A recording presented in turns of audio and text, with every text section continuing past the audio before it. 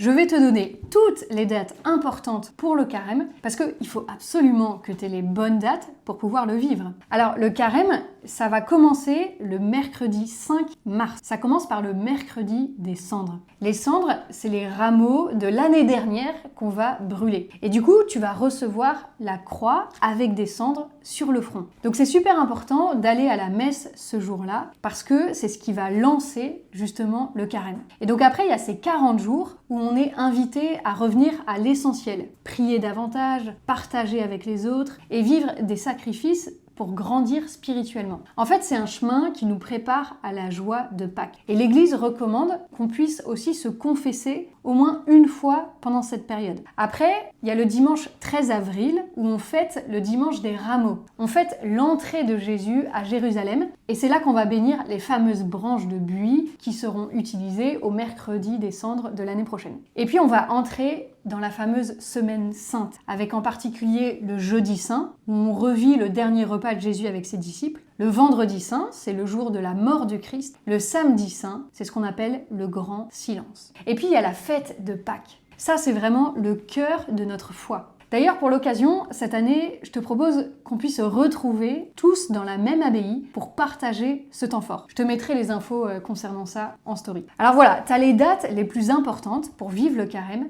mais le plus beau, c'est de faire ce chemin de carême un vrai chemin de transformation intérieure. Prends le temps de prier, de vivre des gestes concrets de charité et de laisser Dieu renouveler ton cœur.